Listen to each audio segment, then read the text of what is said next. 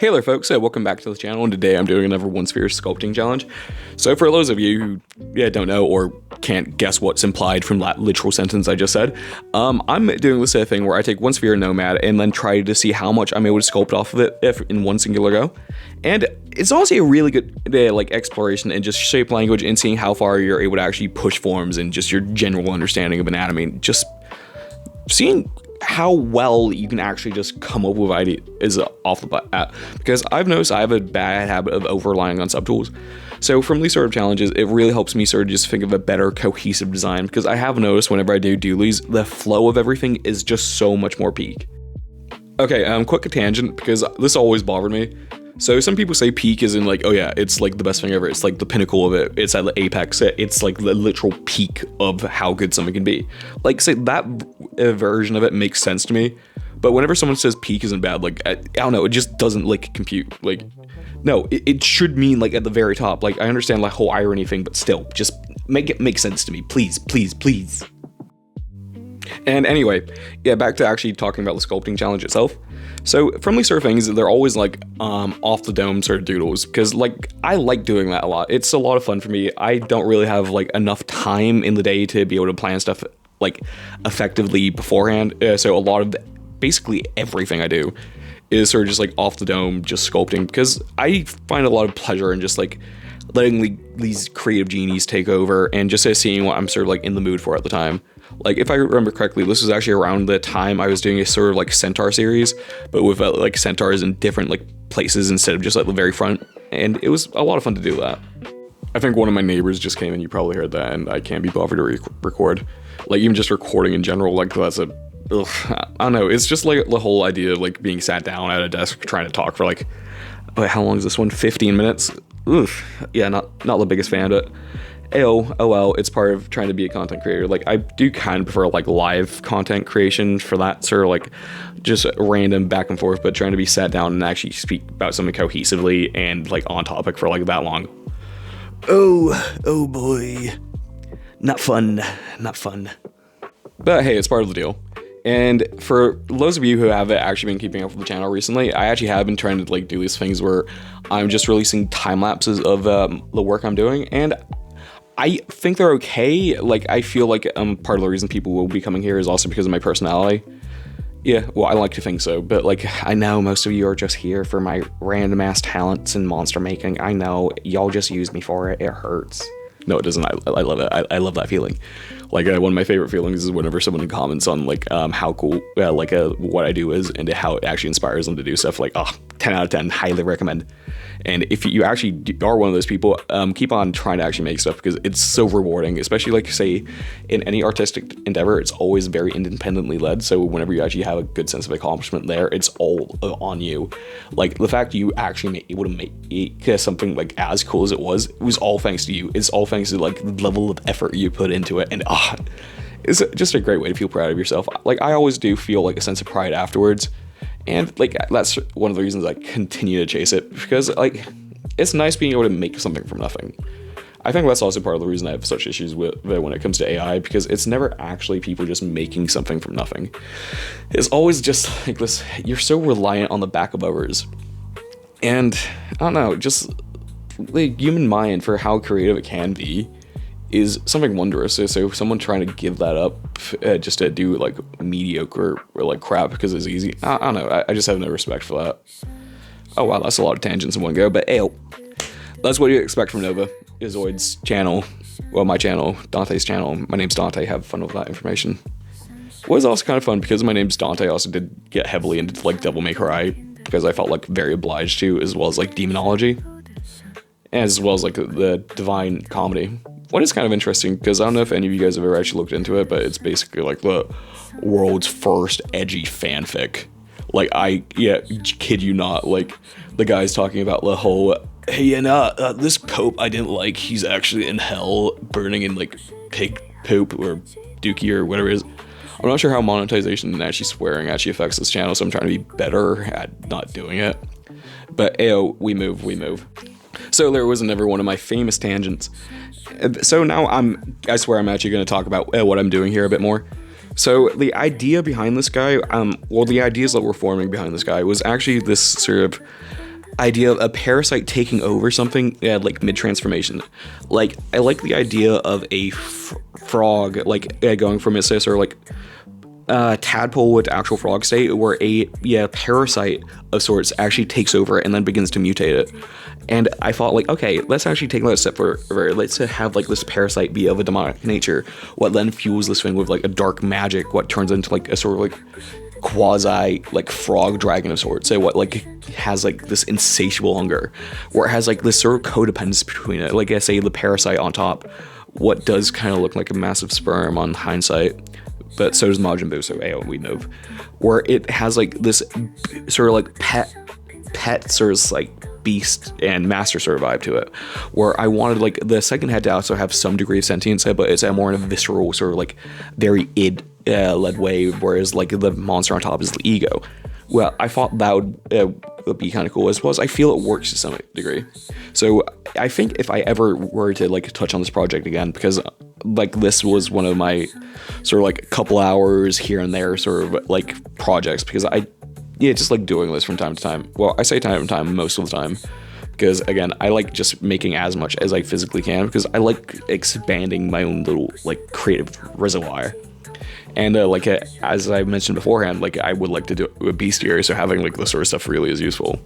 And just being able to like see these ideas like come into life a bit more, and then see how they'd work in a world building sort of sense. So, like, say how I imagine like this creature would operate, it'd be in the sort of way of like it'd be a false deity of sorts to people, where like it will like demands like offerings, because like I really want to like hone in on that parasitic nature. So not just like a parasite off of like the life it's sort of like taken over, but also in cultures where it's like demanding people to like give up all their hard work just so it's able to just exist in the easiest way, because it doesn't like to expel energy. Hence why it doesn't actually exist independently.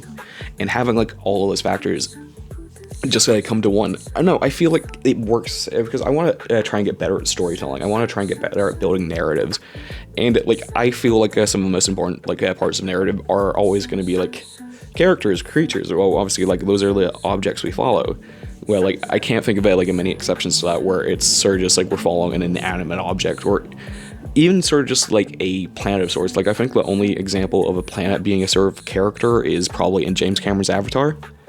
But even then, like that works as more of a deity than just like an object. What I do find kind of interesting, so I want to try and like see how well I'm able to like learn from those and just adapt them into my own storytelling. Also, speaking of adapting, I feel like a good thing about this sort of exercise in particular is seeing how well you're able to adapt forms to one another. Like say, this is a very chimeric based design, and what I mean by that is the idea of a chimeric based design is where just a bunch of things are thrown together. Like say this one, it has like a gaping maw, like it has like a open frog mouth, but then we're adding like bits and pieces to it.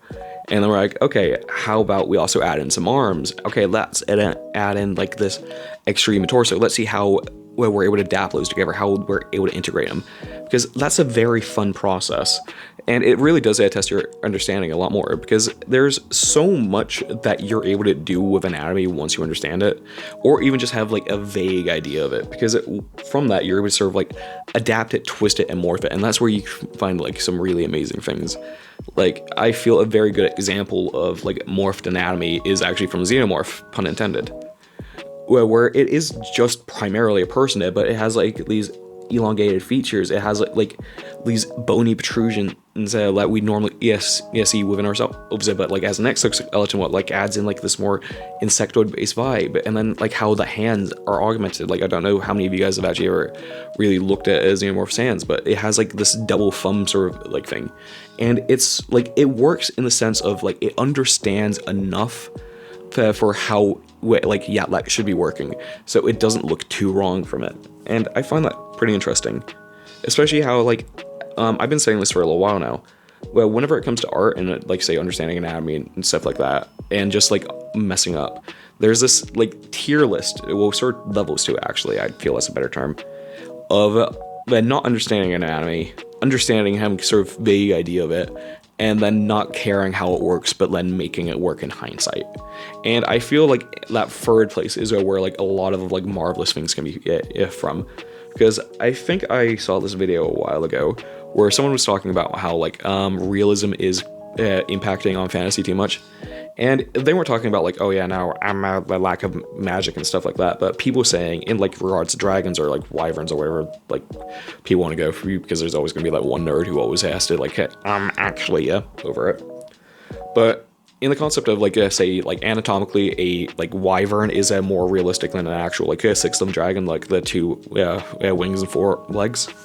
Like those are anatomically impossible because like there's no real like six-limbed creature in nature. So like the wyvern is like a most realistic in that sense, and like that is following like sort of like the binary nature of like how anatomy would actually be working. But like if we're being real about it, like who doesn't prefer like the like traditional like four legs, two wings? Like that just looks so much cooler. Like it's just so much more fun. And like most of those really good designs come from people understanding like, hey, yeah, I understand that's how anatomy doesn't work, but I don't care, so I'm gonna make this work for me. And that is something everyone who is especially trying to get into creature arts should be striving towards.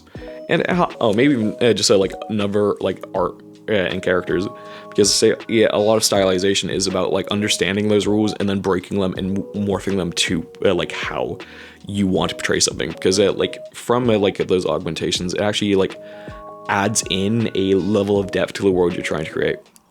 So yeah, hope you found that useful. And now thinking about it, I actually do want to do this thing where I actually try to go even more out there for designs. Like I know this thing is objectively weird and like it doesn't realistically work, but I want to go weirder. I want to go like more and more out there. I want to go like high concept, like Final Fantasy sort of like vibes for it. Like I feel there's a lot of potential and like new avenues to be exploring there. So I feel there's definitely more room to improve. Like I want to like really begin to start pushing myself as an artist. Like I'm gonna be trying that at some point soon. Like I could actually even do it for like one of my next projects, or potentially like for a warframe based thing I've been getting a bit more into recently. And for like those of you who aren't aware, like I've recently been adopted by like the warframe community. They really like my stuff and sort of saw a fair few similarities in there, so they're kind of just like claimed me as theirs. Was pretty neat. Like I am like thankful for like a new audience and for people seeing my stuff, and it's pretty fun. I'm not gonna lie, it can get kind of annoying whenever I like, hey, look at this original thing I made, and they're like, oh yeah, this would be a really good skin for so-and-so character. Like, I'm not arguing it, but like, let an artist make his own stuff, please. But other than that, like, it really is a very nice community. I'm very looking forward to like seeing where I'm going to go for that. Like, I wouldn't mind actually getting to the 10 program and actually being able to make some sweet moolah of that, and actually being able to focus on like this sort of stuff full time. And speaking of like getting this stuff full time, thank you guys if you've actually watched up to this point, because I'm actually trying to get those 4,000 worth of watch hours before February. So yeah, I very much appreciate that, because I would very much, as you guys have heard me say a million times beforehand, I say this if I actually don't have like 7 videos on my channel like where I consistently say it. But I would really like to actually like have this be my career, where I'm just like making content, and just like sharing a little piece of it, like my creative spark with the world. What is kind of egotistical, but at the same time, I don't know. I can't do it. And it's nice. I just like making things. I like sharing it with people, and hopefully like enough of you guys will like it, and I'll be able to keep on doing it, because there's so much great stuff to be done. And I don't know, I want to live in the world where people actually like value creativity. So yeah, and we're about to wrap up fairly soon. So once again, I want to thank like all of my Ko-fi members. You guys are very, very appreciated. And for anyone who's new to the channel and just likes my stuff, that came here from the Warframe community, I very much appreciate that. As well as just like, yeah, everyone watching, I hope that you are enjoying what I'm doing here. And tell me if you prefer like obviously like the commentary style videos, or if you don't mind the time lapses, or it's just like, hey, yo, get that bag, feel free to post it as much as you want. But yeah, and if you have liked what you've seen today, please remember to like, subscribe, and follow for more. Throw a few comments of what potential projects you'd like to see next after I go through my extensive back catalog of recordings. So yeah, one last time, thank you everyone for watching. I very much appreciate it, and stay tuned for more. Bye. Wow, that was a long old bye. Yeah, man, anyway, peace out. Laters.